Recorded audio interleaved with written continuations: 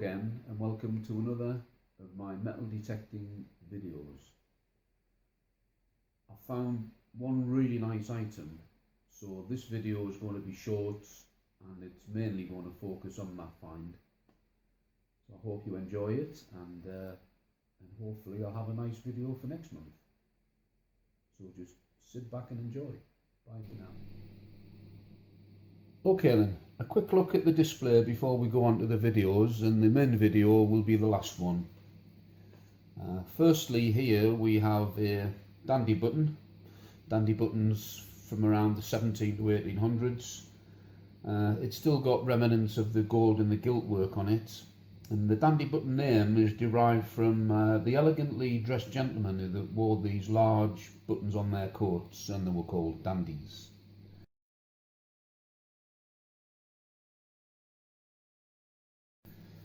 Next here we have a fragment and a my first complete crotal bell. Been in the ground 300-400 years, and this one still has the metal P in it. Pity it's a bit plain because some are very highly decorated, but it's still a nice example of a crotal bell.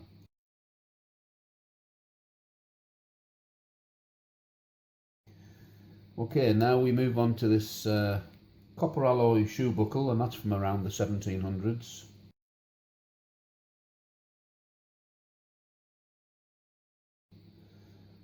I found another nice silver coin this month, and that one's from Charles II, silver sixpence, dating between 1660 and 1685.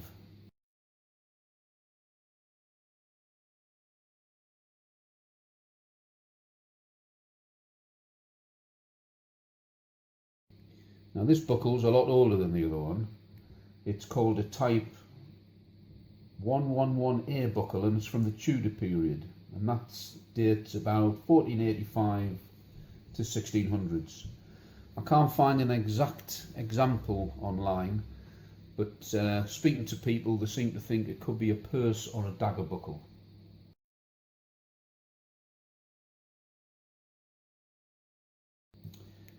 Here we have a lead trade weight, and one of the guys that knows quite a lot of this stuff about weights reckons that that is a Roman trade weight.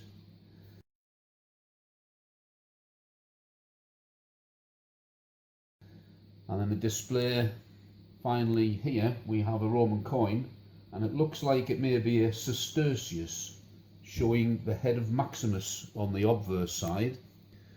And on the other side, which you may not be able to see, what you have there is Salus, seated on a chair, feeding a snake from an altar.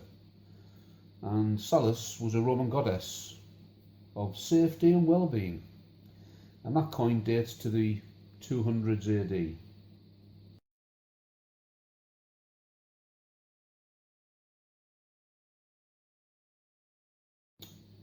So that's it for that. Now on to the videos, a couple of live digs. I apologise now for the camera work, but it is hard to dig and hold a camera and keep it pointing at the target when you're freezing cold.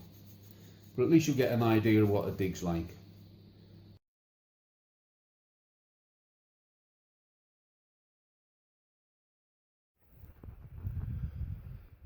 Well, I've come into a different field and had 3 cracking signals and just 3 irregular pieces of lead, but that's lead for you, gives off a good signal.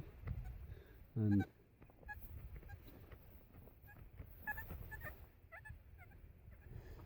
headphones around my neck, so although you can hear that, when it's full on, that is banging it out,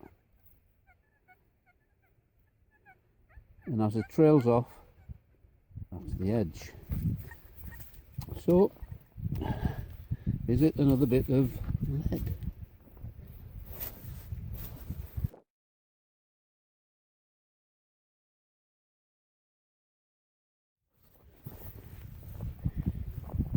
Flip her over, nice and neat. I'll try and keep on decent land, keep part of the grass hinged, gives it a better opportunity to knit in. Okay, let's move the shovel out.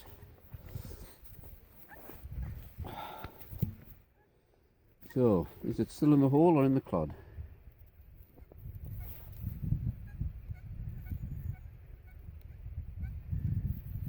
It's in the hole, but now it's shown deep.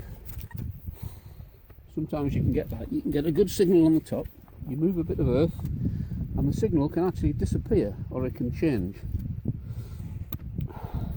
So if it disappears or changes, you've just got to keep going, because if there's a signal there, there's metal there.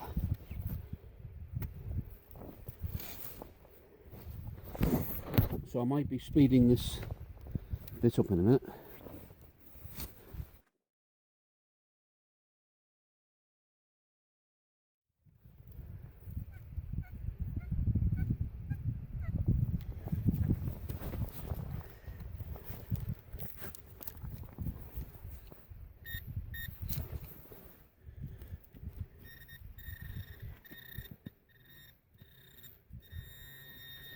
Well, within, I'm going to say a couple of inches. Oh, there's the item there. I don't know if you can see it. Circular coin or button. I can feel no lump on the back, so that definitely needs a clean up. I found a couple of Roman here today, corroded over. I reckon that's another Roman.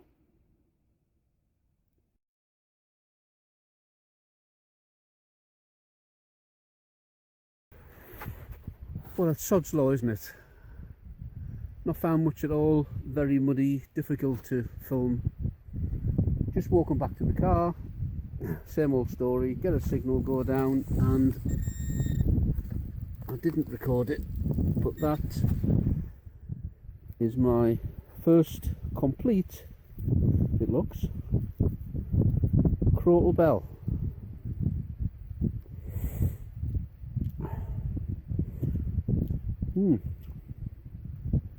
Yeah, very nice indeed. Pleased with that.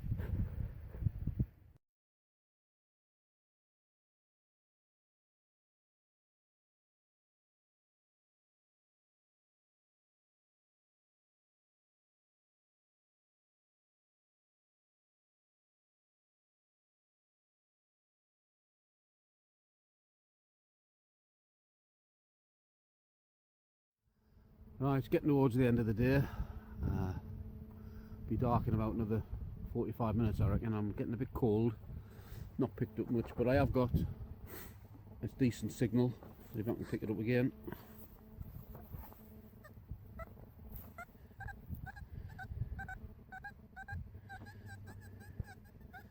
That's banging out high 80s.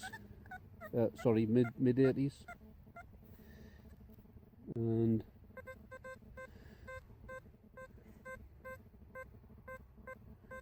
yeah, so that's shown high conductive. Let's give it a go.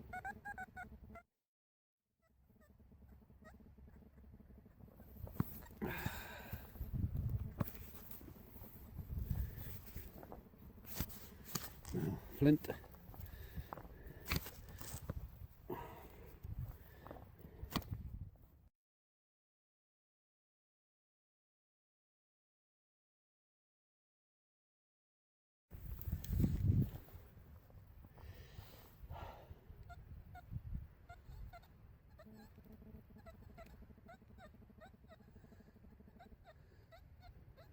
On the edge there.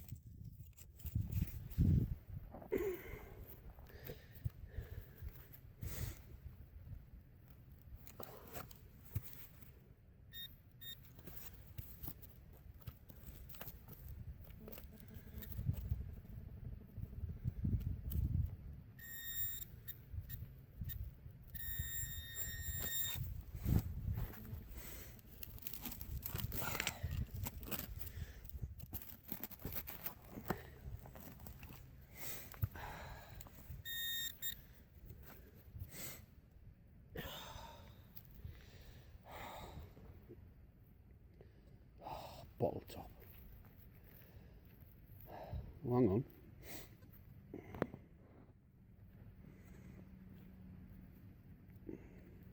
Looks like brass. No, well, that's a animal's head by looks.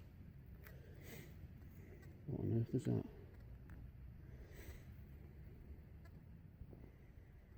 Top end of a cane. I think I need to get that checked out, cleaned up, and have a look. Well, I was wrong on this object on all three counts. It wasn't a bottle top, it wasn't made of brass, and it wasn't the top of a cane. It turns out it's a gold ram's head brooch. It's 18 carat solid gold and weighs in at 15.5 grams. Experts who have looked at photographs are undecided on the age, with opinions ranging from it being late 1800s to possibly 1500s, or even that it could possibly be Roman. As there's a chance it could be treasure within the act, i.e. over 300 years old and more than 10% gold. I've declared it, handed it over to the FLO, Fines Liaison Officer, and it's currently being physically examined by the experts in the British Museum, so it's a waiting game now. No matter what the age turns out to be, though, I think it's a bit special, and I'm really pleased with it.